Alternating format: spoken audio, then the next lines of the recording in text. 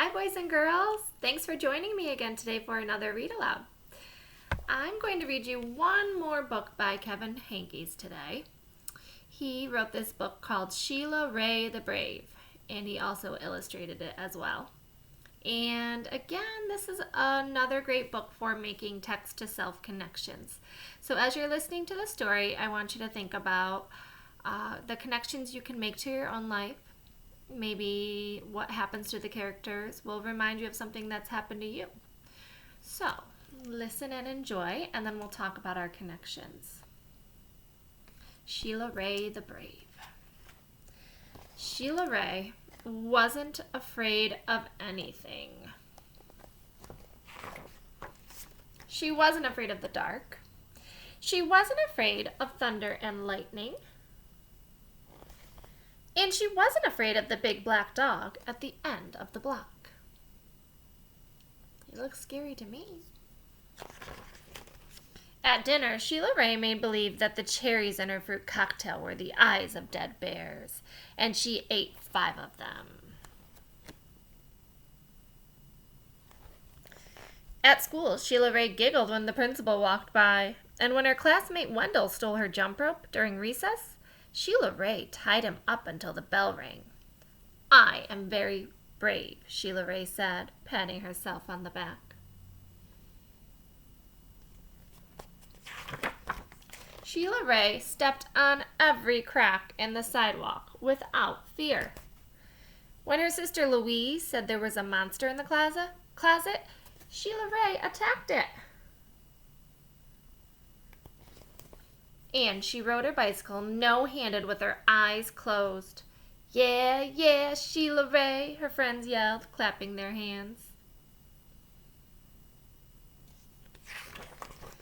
One day, Sheila Rae decided to walk home from school a new way. Louise was afraid to. "You're too brave for me," Louise said.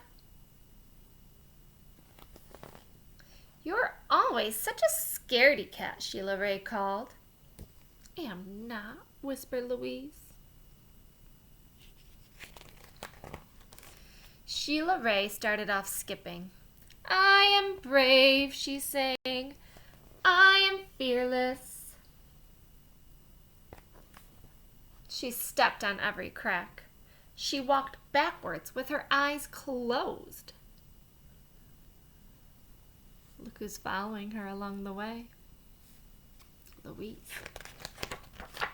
She growled at stray dogs and bared her teeth at stray cats. And she pretended that the trees were evil creatures. She climbed up them and broke their fingers off. Snap, snap, snap. Sheila Rae walked and walked. She turned corners. She crossed streets. It suddenly occurred to Sheila Rae that nothing looked familiar. Sheila Rae heard frightening noises. They sounded worse than thunder. She thought horrible thoughts. They were worse than anything she had ever imagined. "I am brave," Sheila Rae tried to convince herself. "I am fearless."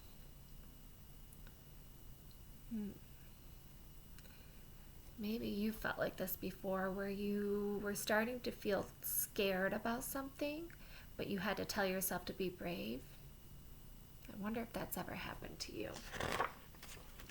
The sounds became more frightening.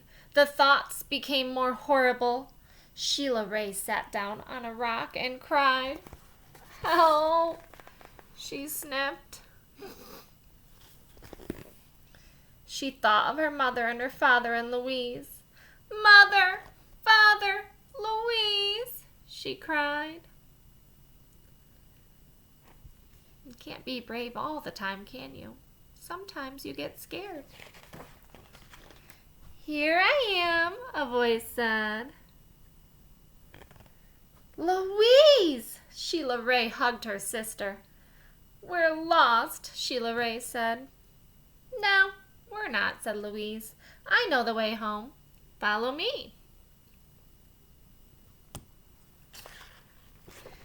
Louise stepped on every crack. She walked backwards with her eyes closed. She growled at stray dogs and bared her teeth at stray cats. Wow, Louise is really changing. And she pretended that the trees were evil creatures. She jumped up and broke their fingers off. Snap, snap, snap. Sheila Rae walked quietly behind her. What do you think she's thinking of her little sister? Her sister's being pretty brave. They walked and walked. They crossed streets. They turned corners. Soon their house could be seen between the trees. Sheila Rae grabbed Louise and dashed up the street. When they reached their own yard and the gate was closed behind them, Sheila Rae said, "Louise, you are brave. You are fearless." "We both are," said Louise, and they walked backwards into the house with their eyes closed. And that's the end of Sheila Rae the Brave. So I'm wondering if you were able to make any connections to this story. Maybe there was a time where you felt really scared. Maybe you've gotten lost before or separated from your parents and you had to try to be brave. Or maybe somebody else helped you to be brave, like Louise helped Sheila Rae out. I would love for you to talk about it with somebody at your house. And I hope you enjoyed the story, and I hope you have an awesome day. Mrs. Buckley loves you. Bye-bye.